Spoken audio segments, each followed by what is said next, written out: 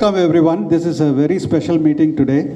We have our regular members as well as we have a lot of guests, distinguished guests from other clubs, and we have a global leader of a powerhouse, an automobile powerhouse in the world. We welcome Mr. Thomas Dose.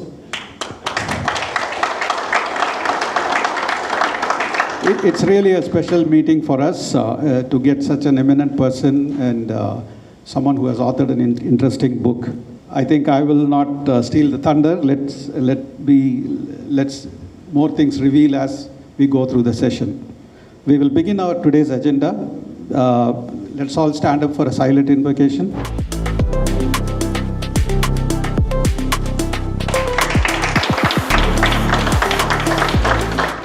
I request the President to call the meeting to order.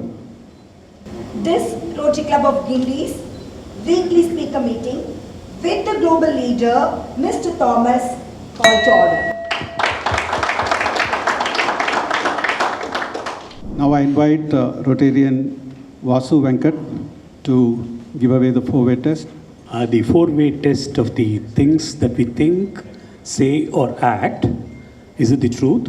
Is it fair to all concerned? Will it build goodwill and better friendships? Will it be beneficial to all concerned? I invite Rotarian Madan to give the thought for the day. Good evening, members.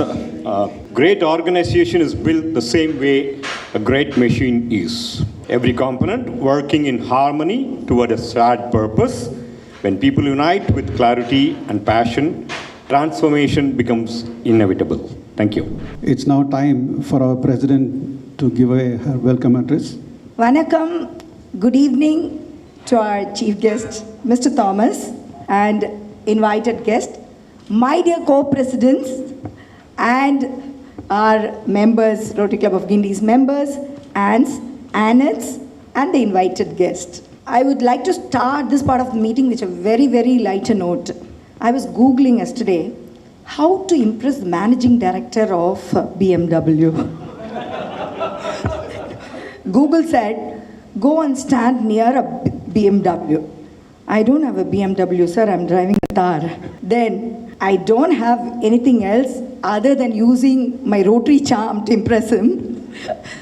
This is Rotary Club of Guindy, 31 years old club with 105 business owners as members, and we are very strong in a lot of avenues like community services development, community services health, youth, vocational, international, and all the avenues we do 360 degrees, and we have all the past presidents develop this club step by step, brick by brick, and today I'm standing here as the 31st president of Rotary Club of Guindy. We do projects like giving smart boards to the underprivileged children, and we do heart surgeries for the just born, and we have given solar panels to the schools, we have built classrooms, and we have also gone a step ahead to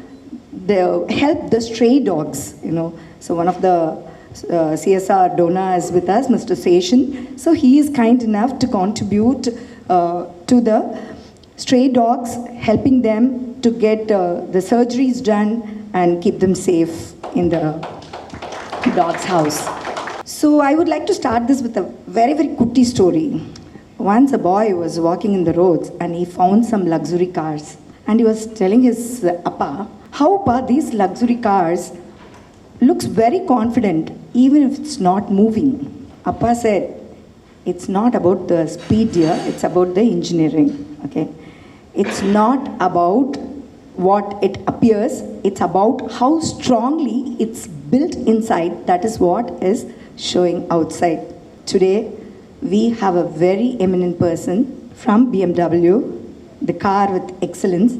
It has been built with values, discipline, and actions, and impacts. Rotary is also an organization which has been built with impactful projects, values, and Rotary's belief system. With this note, I would like to invite the chief guest of this evening, Mr. Thomas, to the dais with a big round of applause. So I would like to quickly narrate the happenings of this month. We started with a very eminent speaker who has reached the top form, that is performing plays from the platform, Mr. Abdul Rafi. He did a mini MBA in same place, Hayat, few days ago. And we had Endrumanandam, where we meet the old age people and we give food and we spend time with them, which is called as Endrumanandam from the Community Services Development. And we celebrated Children's Day in the School for Special Children, Sankalp. We also donated leaf making machine to improve their vocational skills. And we distributed some toys and gifts for them. We also conducted a spot painting competition in YMCA. From the vocational side, we had something called as Varikati. We go to the schools and tell them about the career opportunities which is available. And we also do something called as Parimatam, where the member visits another member's office to know their best business practices. And we celebrated Men's Day. Men's out here, please let me have a smile in your face. This is the first time we were celebrating Men's Day, and we are, kind enough to do that, isn't it, Manju? So, and we also have a lot of events coming up. We are organizing for a blood camp this coming Saturday. With this note, I would like to welcome our membership chair, Madan, to introduce the prospect for today. Good evening once again. Now I would like to invite Mr. Saravanan, referred by our Treasurer Rotarian Arun Kumar, to kindly introduce himself to our members. Good evening, ladies and gentlemen. Thank you for this opportunity. I would like to take this opportunity to introduce myself. I've been a banker for almost close to 17 years, 11 years with Citibank and 6 years with Kotak Wealth. An office is based out of Prestige Polygon. Brief about my family. My wife is a structural engineer from PSG Coimbatore, and I have a daughter who is in the 7th grade. Next, I would like to invite Mr. Ebi Joseph, referred by Rotarian Deepan. Mr. Ebi has served our nation with distinction as a pilot in the Indian Air Force for 15 years, always upholding the principle of nation first. Over to you, Ebi. Good evening, ladies and gentlemen. Thank you for inviting me. Small introduction, Ebi Joseph. As he said, I served Air Force as a pilot for 14 and a half years. Retired last year and joined Indigo as a pilot. Tell about my family. I am married, wife and self, that's it. And that this is my first meeting. Looking forward for all the initiatives and all the good times with Rotary. Thank you so much. And I would also like to recognize the presence of Dr. Ilan Kumaran. Yeah, please sir. Yeah, wonderful. Yeah, this is his third meeting here. Thank you. Thank you, Madan. I think with 3 prospects showing up in one meeting is really a great achievement. Thank you for that. Now we move on to the main agenda of the day. We will have past President Rotarian Balaji to introduce our speaker for the day. Good evening, friends. There was this girl by named Pavitra. She has just finished a college, an engineering degree, and she calls up a party, a grandmother, a party, Gayatri, who stays outside Chennai. And she seems to be a little anxious. Her voice was very anxious. And her party asks her, "What happened, child? Why is it so?" "You're a very bold girl." Pavitra, with the mixed feelings, starts the conversation over the phone, saying that, "I have got an interview card from my most desired company, or rather my dream company. Right from the time I entered college, this was the company I was always looking forward to join. And I've got an interview card from that company." "So what's the good news?" Party immediately from the other side. And she continues, Pavitra, "That's all okay, Party, but my grades are really low. I'm sure that will be the important question they'll be asking me." Party pauses with that question and she says, "Pavitra, can I just share something which happened to me?" Party said, "Pavitra, at your age, my parents wanting me to get married." So immediately what happens, those days it's all, or even so is now, it's all arranged marriages. And parents used to decide whom we should marry. So that was the norm that time. And to get a suitable husband, first you have to be a perfect wife. And to be a perfect wife, you have to learn cooking, you have to know how to wash your clothes, clean your home, and do blah, blah, blah. So many things you have to get trained. Thinking that all this acquiring the skills will make her happy, lead a happy life. And following which the first meeting with the so-called groom happened. So the groom was all questioning everything. But what went on into Gayatri's mind was, this guy is asking me all this question. Neenga paaduvingala, aaduvingala, meaning you'll dance, sing, everything. But he's not coming and saying, what is he going to contribute for the relationship? So that was something which was hitting my mind. Immediately Pavitra started laughing and said, Party, how could you even think of reversing the question? Rather, the groom, you are applying to be your wife. You're applying to be your bride. And you're expecting him to apply to be a groom. How is it possible? That is what happened for me, Pavitra. I made my parents, and my parents supported me in this complete journey. I had to meet quite a few people, because for them to understand this question itself took a very long time. So leave around how to bring them on the same platform. So what happened is, after a certain time, I happened to meet your grandfather. I asked him the same question. He said, instead of just asking me the same questions, how can you be supportive to my professional career? Can you be supportive to my personal career? Instead of all these questions, the moment I asked this question, he understood.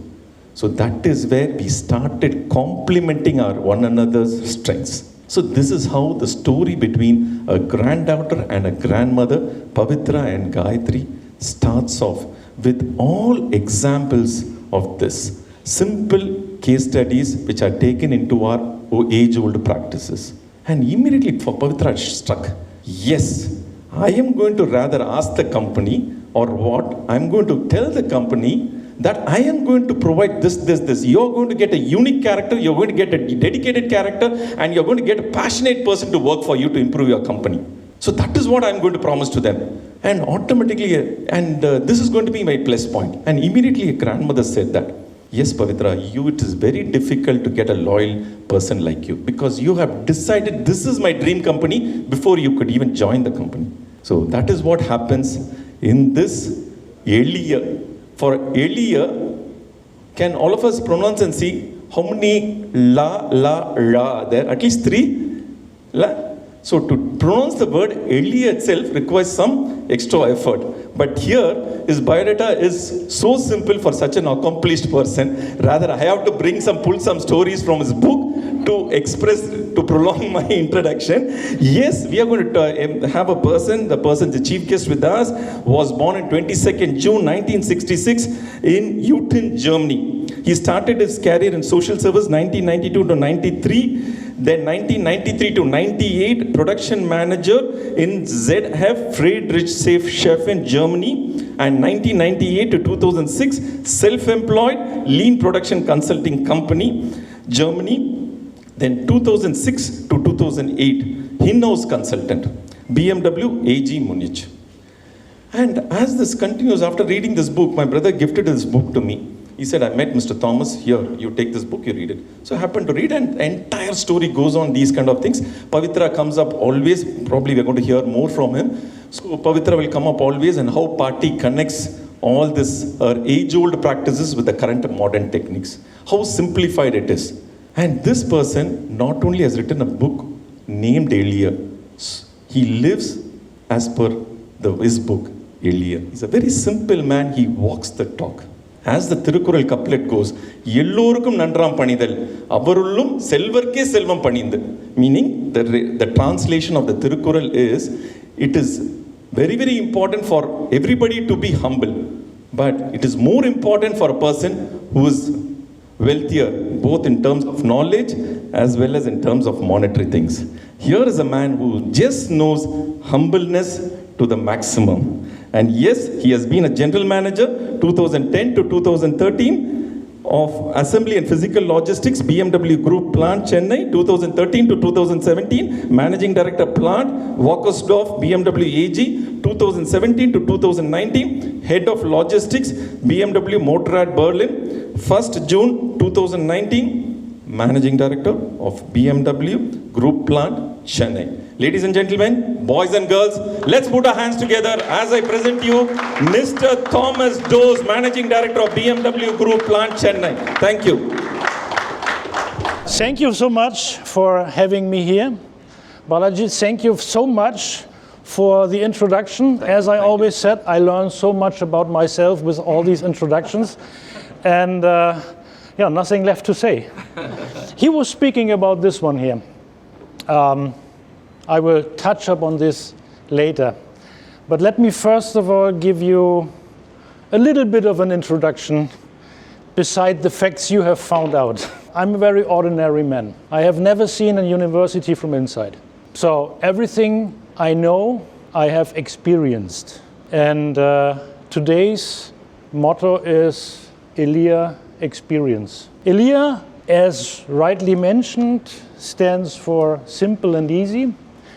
And I learned very early in my career that we are unnecessarily complicating things. And maybe that was a fortune and luck that I have not the opportunity to go to a university, because I'm coming from a very poor family. We were 4 children at home. My father was a normal working man. My mother had to work as well, because otherwise we would not survive. And when I was a child, my mother did not even know on Wednesday or Thursday what to feed the kids, because the money was empty. So we got the wages every week on cash, and that's the way I'm grown up. I do not regret this. Why? Because I'm still grounded. Yes, it's nice to drive with a 7 Series, it's nice to have a little wealth, but if you're coming from an area where you have nothing but love from your family, then you don't need more. That's a simple way, a very, very simple way to look in the world. And coming from this background, it makes it much easier, because if you are used to have nothing, you cannot lose anything. So, but why all of a sudden a guy from Germany comes to India and at the end of the day writing a book? It sounds ridiculous, isn't it?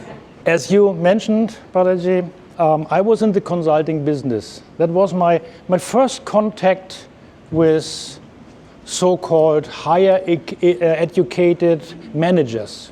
So I was in the consulting business. Before that, I was at ZF, as you mentioned. I was in the heat treatment department. I worked in 3-shift operation.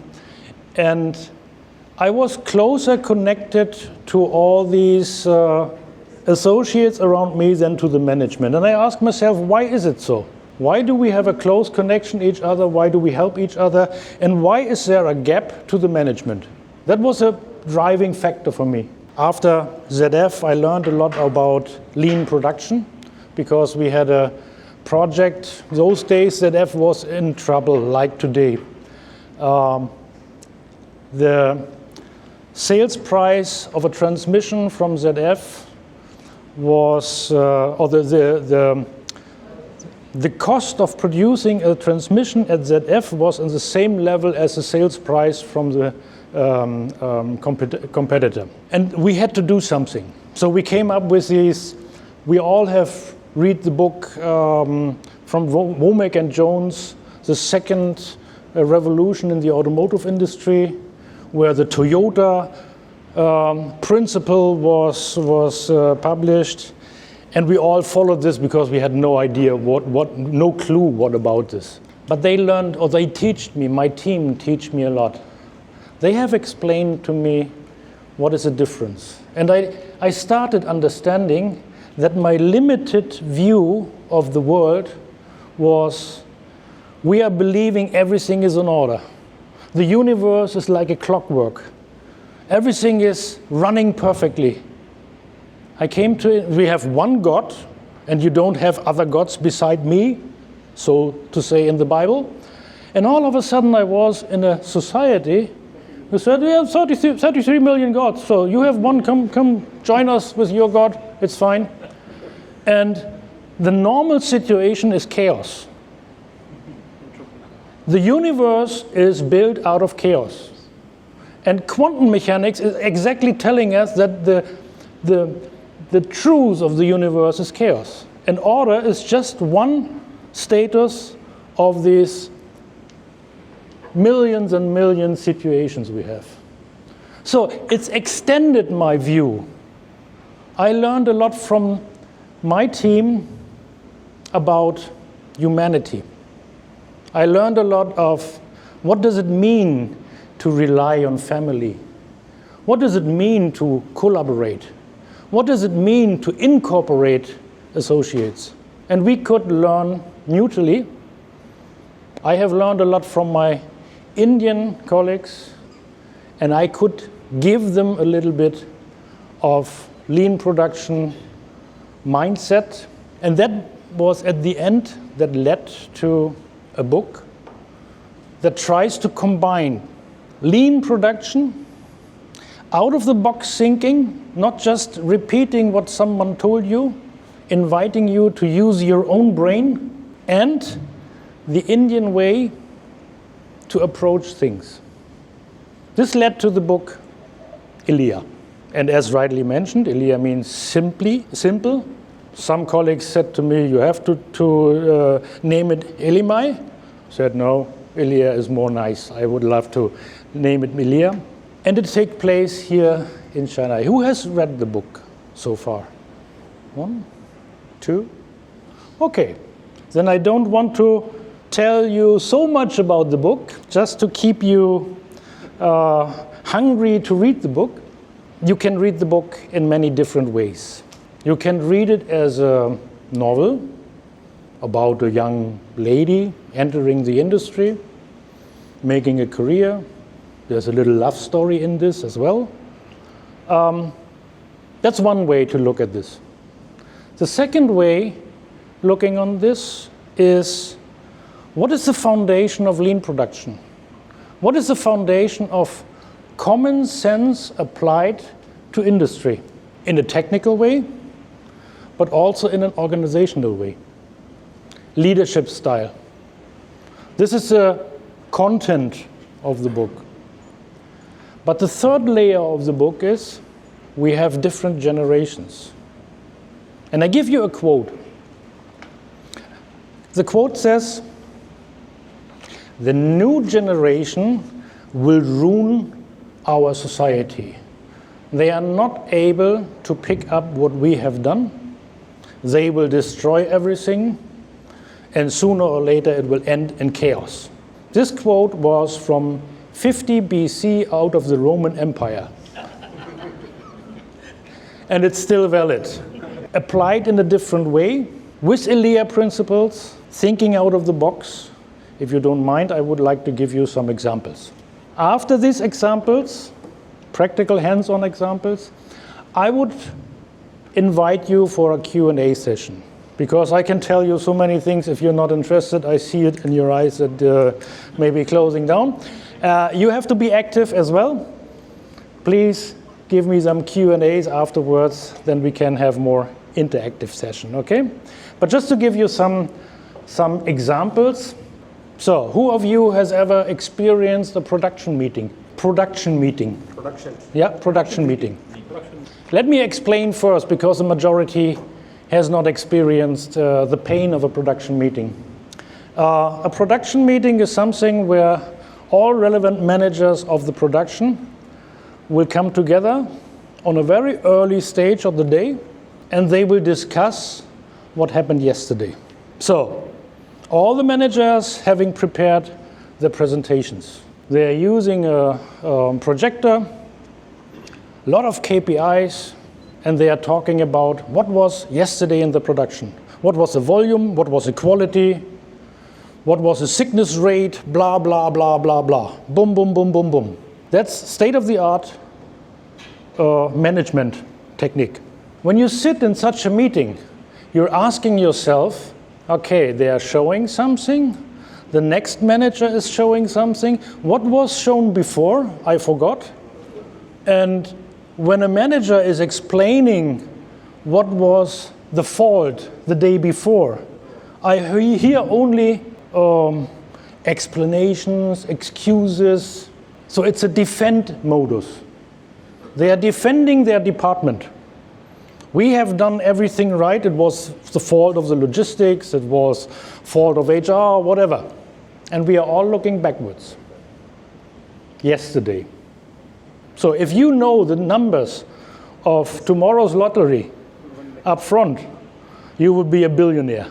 So it makes no sense to look backwards. The past we cannot change. The only thing what we can do today is looking forward into the future. And this is what I exactly have done in Plant Chennai. I came to the situation, production meeting as usual as with BMW. I said, first of all, first rule is skip all computers. I don't want to see a single computer in the production meeting.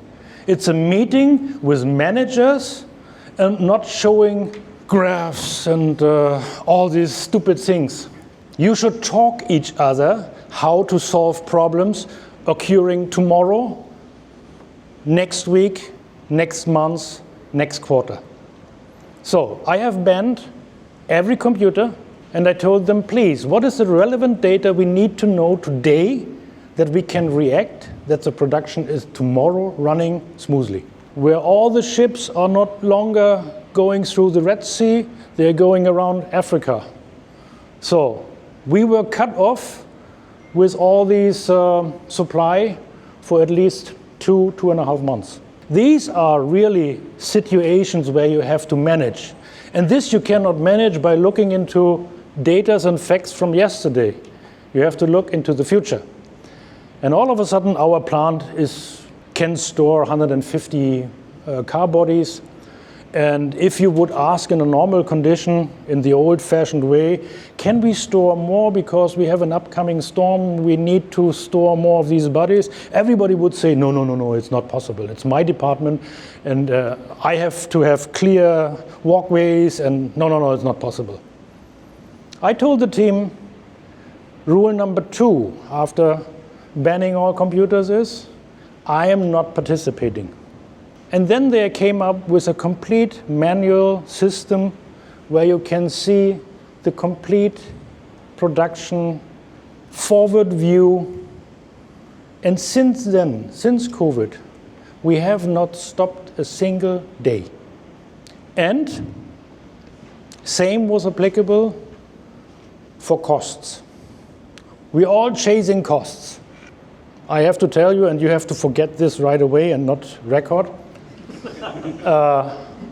When I came in 2019, the production cost of a BMW was roughly 2,800 euros, 2.8 lakh nowadays.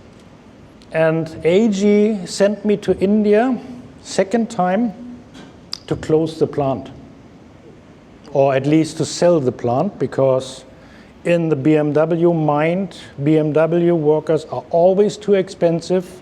Partners can do this much better, so please outsource the production of BMW. Can you imagine? 98% of our associates joined at the first day at BMW and still with BMW. I know, I have learned in the Indian culture, it's not appropriate to ask questions. I have learned this the hard way because I have raised questions and everybody said, yeah, it's fine, I understand everything. No problem, no issue. But then I raise questions. And I always pretend to be the dumbest person in the room because I can do it. I am the boss. And if the boss is not the one who is pretending to be the dumbest person in the room, if you don't do this, you are not inviting all the others to raise questions. So the paradigm of I am the boss, I know everything, just ask me, I can tell you everything, is not true. You are not a god. You are a human being. And if you are not starting asking questions, no one will do it. And that was for me one of the biggest Elia moments ever. Start stupid questions, even if you know the answer. If you look in the faces and you have the impression that not everyone has understood the topic you're talking about, ask question as a stand-in for the people who are not raising questions. And you can measure the level of engagement. If the people sitting there and just staring to the presentation, hopefully nobody is asking me a question because I do not know the answer. Or, I don't understand this point, can you please explain this to me? And all of a sudden you will see how many people have no clue what you are talking about. And this is how you engage people. My wife has a software company here in Chennai. We are producing hard and software, blah, blah, blah, blah. The first software we have ordered from a software company. Who is from the software? Okay, please forgive me if I step on your toe now. My personal experience with software is, I don't know how you are involved in software, but I had the honor on a second or third way to study a little bit computer science. And I love computers, I have to admit. So I would say I know a little about computers. I can program the microchip directly with assembly language, blah, blah, blah. So I know the basics at least. So we have ordered a software, and the software company was pretend to be very smart. They have kept us busy with defining the user interface. User interface is the software part where the user has to interact with the software. They kept us busy with this. And they have programmed everything, but it was so lousy because they have just taken standard components, combined everything, sold this to us with a customized user interface, and at the end of the day, it was not working at all. It was working in the first place, but then with some updates, it was no longer working. And then I said to my wife, you know what we need to do? We need to do it by ourselves. It makes no sense to talk to a software company. They just want to sell us something, third-party software, blah, blah, blah. So we dig deep into software developing. And you cannot imagine how hard it is to train software engineers or software developer to think the Elia way. How can we make it simple and easy? Because their attitude is, I have a problem in my program, I use this library, and I patch all these libraries together. And this is the old way of adding more. If you cannot add more, for them the system is perfect. Elia approach is, if I cannot take away more, the system is perfect. It should work flawless with a minimum effort. And this is something you find in every industry nowadays. Digitalization and using of AI is horrible. And I have to train my software engineers. Coding is only the last part of software engineering. And this can be done by artificial intelligence much faster, much better. It's more important to understand the process. Why do we need this software? How this software should run? And how the algorithm should run. And you don't need to be a specialist in computer languages. This is common sense, really common sense. You ready for one more example? Okay, let's talking about management. So we have talked about KPIs. How do you deal with targets? I have asked my team in the beginning when I started, I want to have, your production level is now 100%, I want to have 120%. Target agreement process was, I know I need to have some negotiation lever, I ask for 130%. I need 120%, but I ask for 130%. After a long discussion on drama and, we all have to die because of this, but we can agree at least on 120%. I was happy. I get my 120%.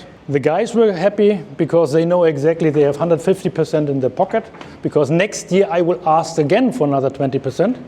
So they know exactly what they have in the pocket.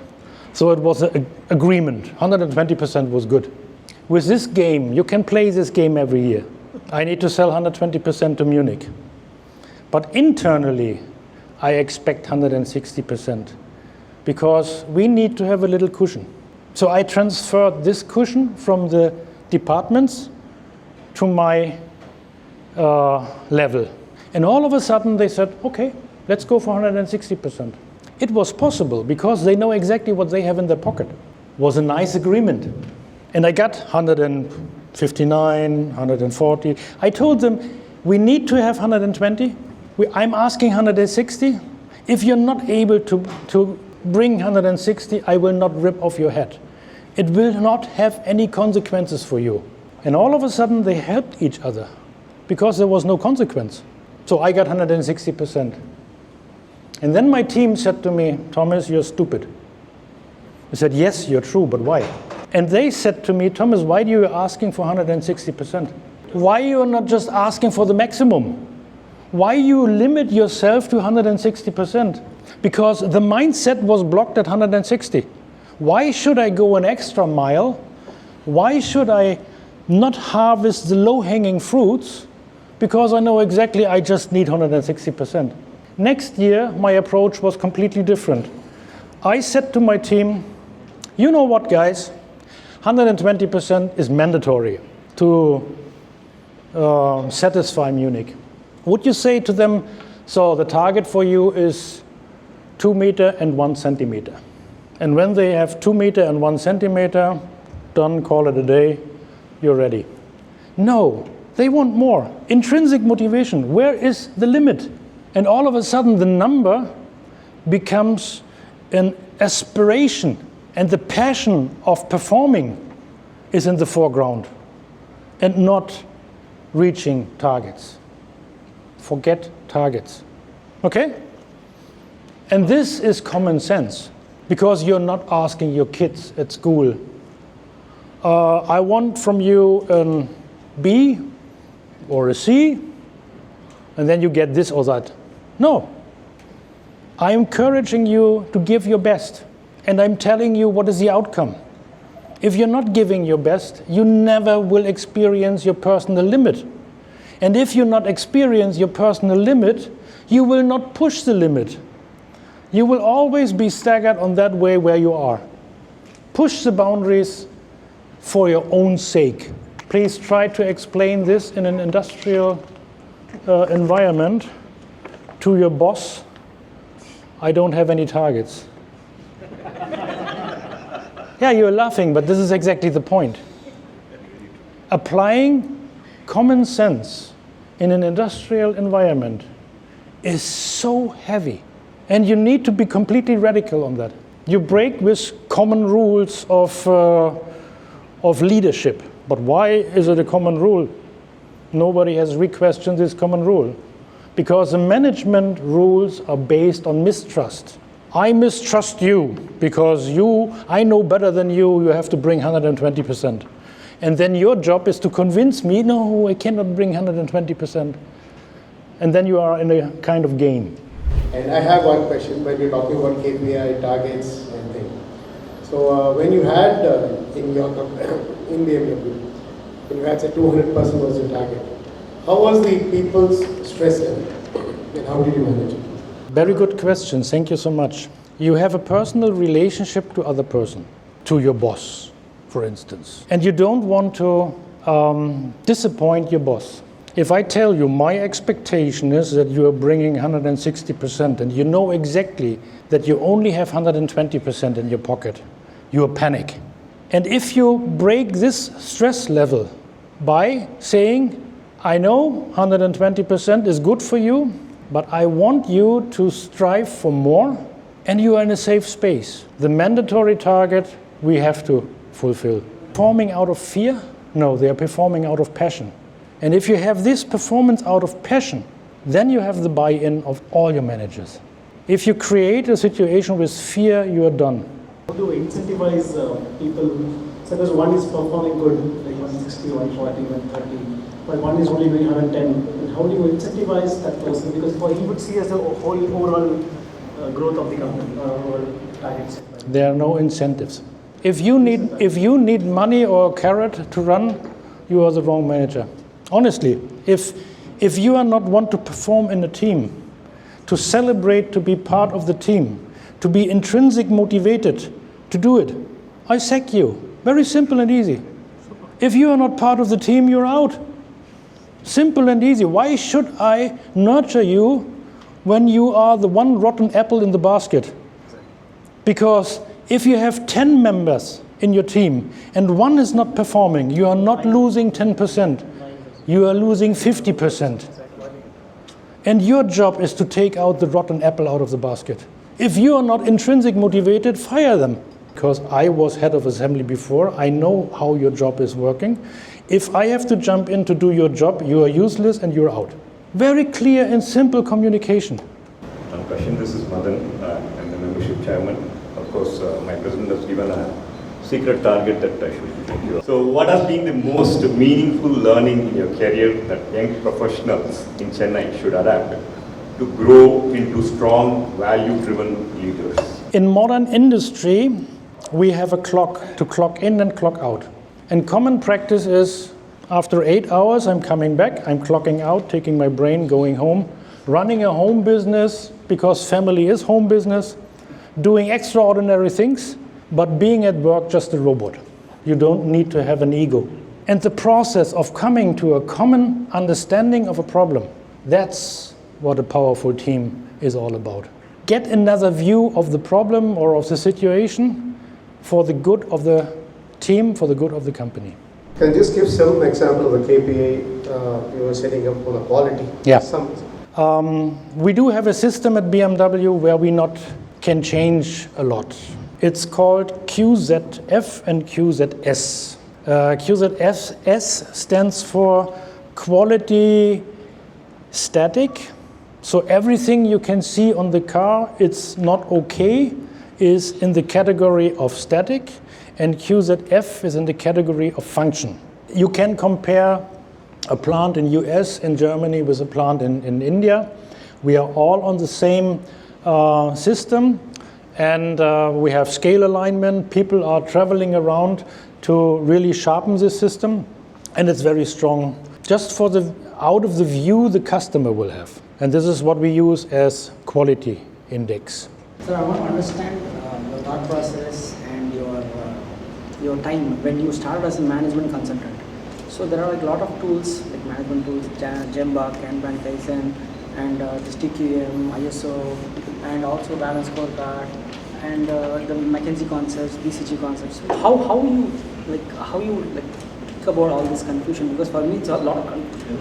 So how you kind of like decide for a company which tool is better, or for which department which tool is better, and just I want to know how you learned about it and thought process of that.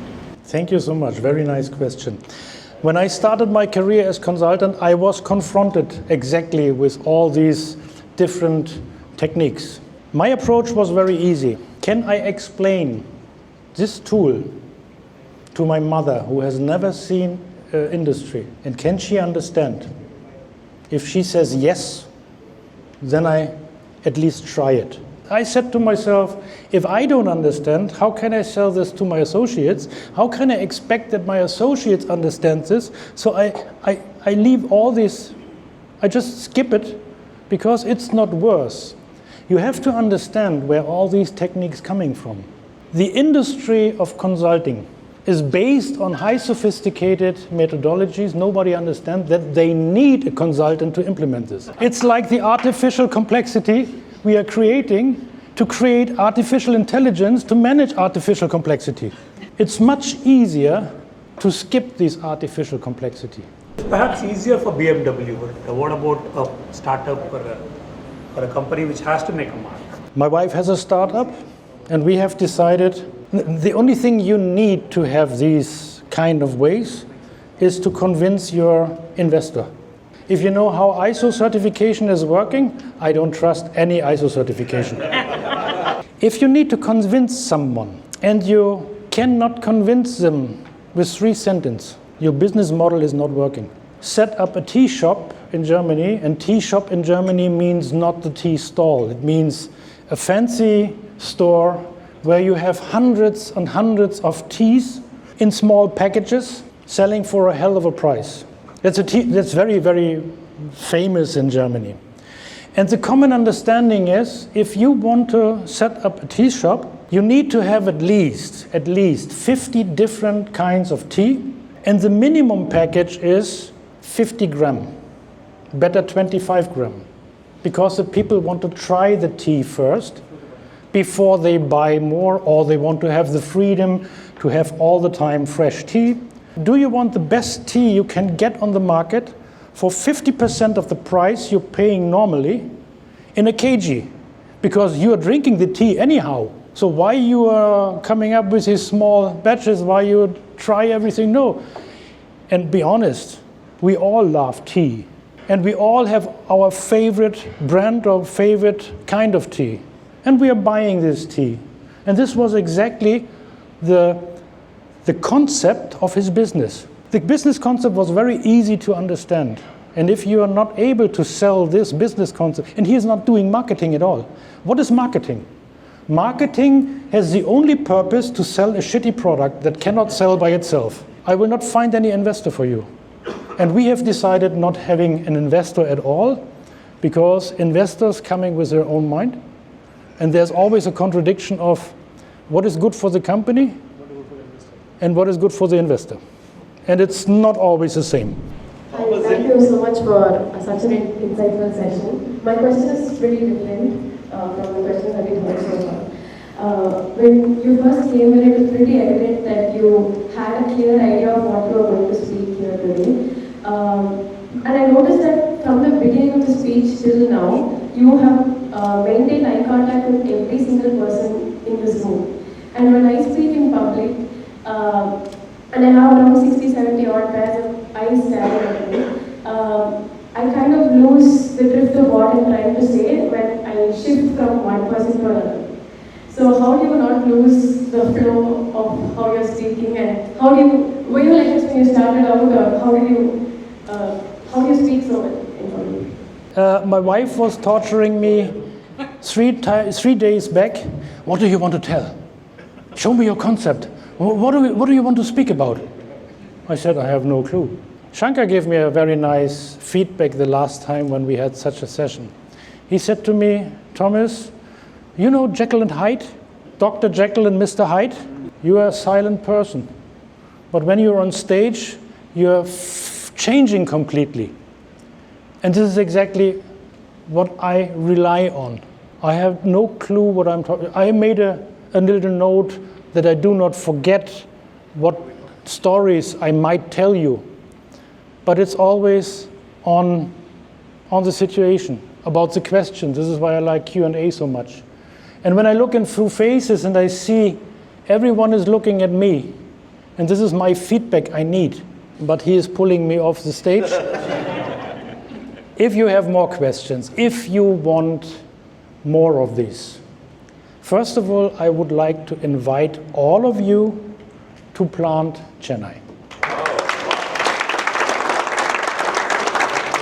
I would like to share that experience since you had invited us to earlier in BMW. I happened to witness that earlier because before knowing you itself, we were the official designers for the kitchen in BMW. So it so happened for one of the meetings we went there, me and my nephew had been there, Ram had been there, and for the discussions, immediately we had the general manager come in. And I'll like to mention his name, Arun Prasad, who was the general manager, came in. And throughout the discussion, his thought process was not who is wrong or who needs to be corrected, what can be improved. So I'm sure it is trickling down a thought process and idea down the level also, the entire team. I'm sure all our members from RCG will be having a great time at BMW visiting your earlier principles. Thank you once again. Thank you so much. Why was Brexit not done in Germany? It's a nice question. We all know the uncertainty in the geopolitical situation right now. And after World War II, we always had a strong partner on our side. And this strong partner was nurturing us, was covering us, and the European Union could grow. But the European Union was always not really independent, relying on US. Seeing now that the US is no longer a reliable partner, the European Union needs to stand on their own feet. The leaving of UK was a shock to all of us. Many people in UK wants to return. Germany will never leave the European Union. You cannot do it size-wise, but you can do it maybe in a way that we need to have a stronger European Union and a stronger centralized administration. And this is why I would not expect that Germany will leave it. We are gaining out of it. Good evening all. As you might know, there has been some posters coming in our official group.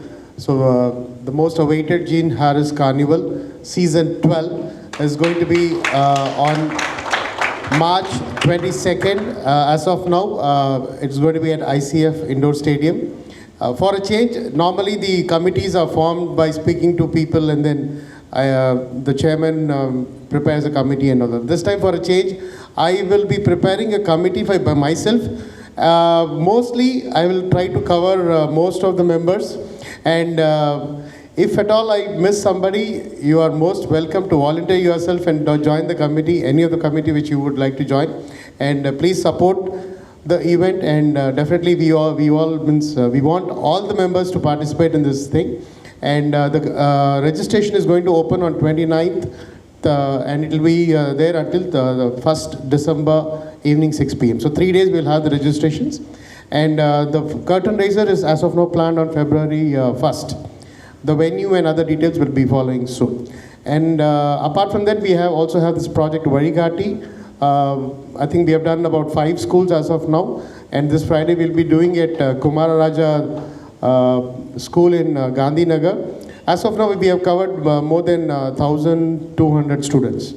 So our target is 10,000, but probably we would need more people to join us so that we reach 25,000. As our speaker also says that, as our guest says that let the target be more. So the president's target was 10,000 and probably my wish is for 25,000. So that's the thing, but I need more people. As he said, we need a team of people. As of now, it's me, Riyaz, President, Venkatesh, Secretary, and a few, Sridhar was there. So few of us are there. I think if out of 100 people, I think we can reach even 1 lakh. But I'm not expecting 1 lakh. I'm asking only about 10, 20 people join. We can definitely achieve 20, 25,000 students. And we can change their life. We can change their life. I think we can make a difference in their life. So please do join. Thank you very much.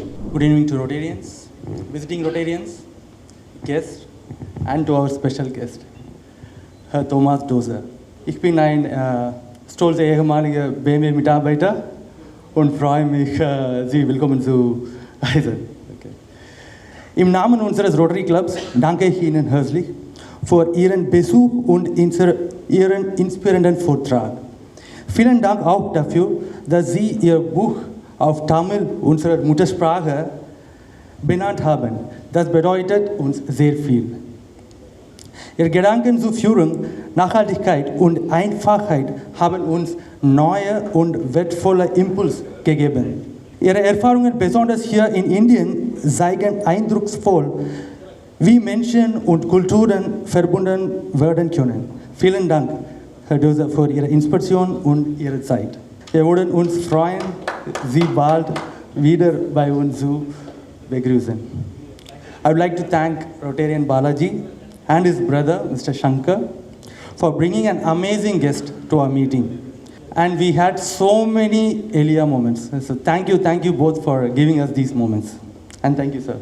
My sincere appreciation to our president, secretary, club service, director for their efforts in organizing this evening's blockbuster meeting. To all Rotarians, visiting Rotarians again, and the guests, thank you for your presence, support, and fellowship.